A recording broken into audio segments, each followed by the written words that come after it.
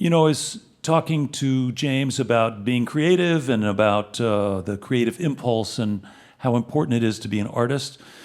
And I mentioned earlier about how cities are using the idea of enlivening and enriching creative communities in order to create economic development opportunities, and how Austin especially has gotten out in front by thinking about the life of musicians, knowing that they are generally self-employed, sometimes multiple jobs, generally without health benefits.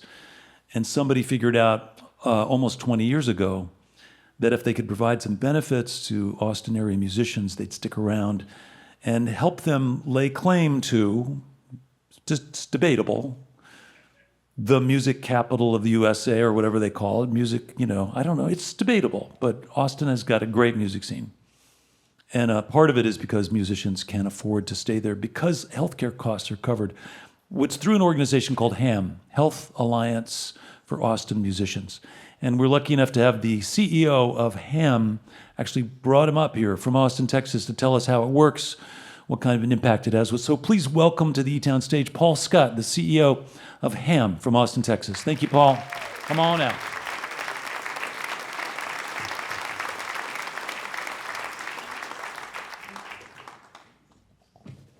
So in some ways, it's a crazy idea to think that, in a tech town like Austin with Dell and all the big ACL festival and all this activity and a huge amount of influx of people and dollars, that actually somebody would care about the fact that musicians still need to be able to afford to stay there. It seems slightly counterintuitive.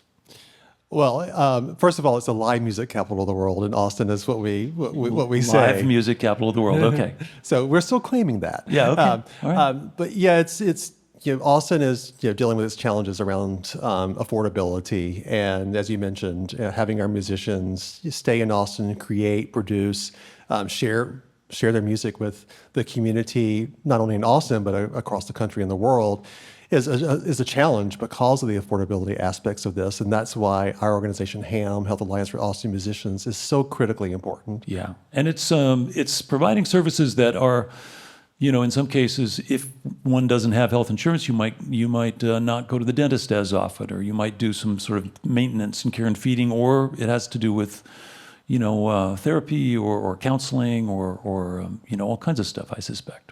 Oh, definitely. It's not just about access to health care. I mean, we also provide access to dental services, hearing services, basic needs, food, gift cards, for example. That really came up during the pandemic when all of our musicians lost all their income. Right. And so that's when we knew basic needs was an area that we needed to move into as well.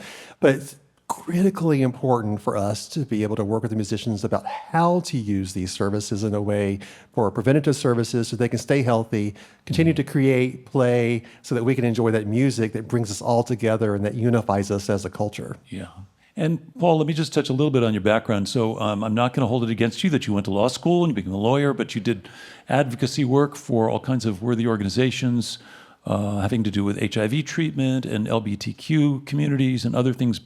You worked in sort of more or less around the healthcare sort of issue for much of your career, right? That's true. Yeah, I'm a recovering attorney. I go to Attorneys Anonymous every once in a while. So, but it helped prepare me kind of moving into the nonprofit sector to be able to kind of, first of all, connect with kind of a mission and purpose of an organization, but also understanding that it needs to be run like a business as well, so you can be sustainable. You can be there over the long term. As you mentioned, HAAM's been around for 20 years. Same for any organization. It's really important for us to be able to kind of make sure we're using the community dollars in a way that's valued and sustaining the work over the long term. Yeah. And I remember having a conversation with Ray Benson from Asleep at the Wheel a long time ago about how HAAM actually sort of came into being, and that the funding actually sort of exceeded folks' expectations, or what was actually going to be available. Is that a challenge that you've got a secure source of funding for this every year, and so people think everything's cool and they don't get involved as much? Or I think there's two challenges. One is continuing as we see musicians continue to move to Austin. They move to Austin also because we have HAAM, and so we want to be able to fulfill the need, but then also look at the music industry as a whole as one area that we're looking at. Do we move into that area in terms of the music industry workers on top of the musicians? But it's also a matter of just making sure that we reach out and understand why is it important to support musicians. Why is this so integral to who we are, to connecting to ourselves, connecting to others, and that's what music does for us. And so bringing that information and kind of that message point to people within Austin and other areas helps us be able to kind of get that support we need. But it's always going to be a challenge. You're raising the money every year for the same cause.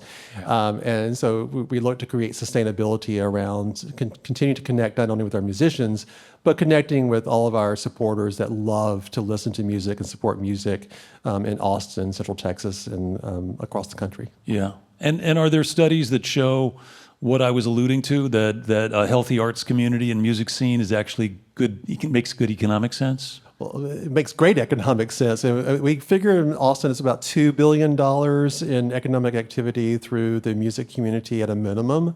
$2 billion. $2 billion, yes. And so that's critical to supporting so many different industries and workers within the community. And tourism, for example, is a huge industry within the Austin area. So the economic driver of music is something we need to appreciate. And music, arts, I know you've got a great community here in Bentonville. And so focusing on that allows us to diversify an economic base in a way that attracts corporations as well as people coming into the community. Yeah. And then, of course, there's the affordable housing conundrum, which is the cooler you make it and the more musicians and the more happening the city is, then the rents go up, and then musicians might have health care, but they can't afford to live there. Yeah, housing is the nut no one's really cracked yet in terms of making it truly affordable.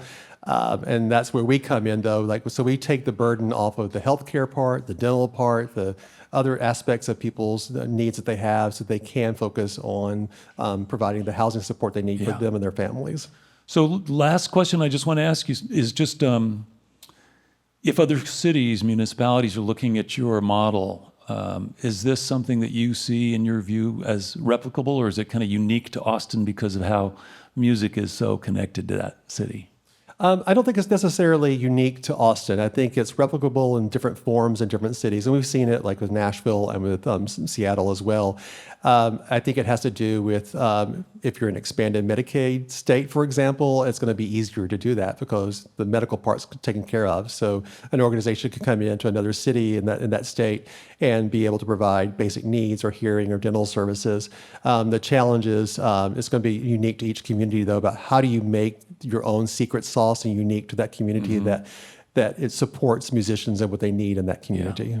And I think it's fair to say that it's not just musicians, because visual artists, sculptors, playwrights, others have an impact on the vitality of any kind of the economic core of cities around the country. But HAAM is unique to musicians in Austin. So it's cool to imagine what's possible, which is expanding, opening a bigger tent for more creatives, right? It would be great to expand, but also what it would mean for all of us to enjoy more creativity, more art, more music, allowing people to kind of practice kind of their passion. And that's what we do in Austin, but it'd be great for any community to have that, because it really is about creating community, building community, and sustaining community. Music, art, all that, it does that for all of us. And we can't discount that. We can't live without music. We can't live without art. We would not be a functional society without it. Yeah. Are any other cities in Texas looking at your model? I mean, because there's a great music scene in San Antonio, and there's a great music scene in Dallas. Good question. So there have been a few inquiries, definitely, and we definitely get inquiries from other cities around the country as well. Yeah. Well, listen, I think it's great that you're at the helm of this organization that does so much good work, keeps Austin vibrant and vital, and keeps musicians healthy.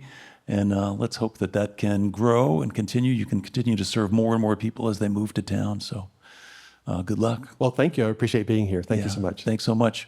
Once again, the CEO and director of HAAM, Paul Scott. Thanks, Paul, for being here.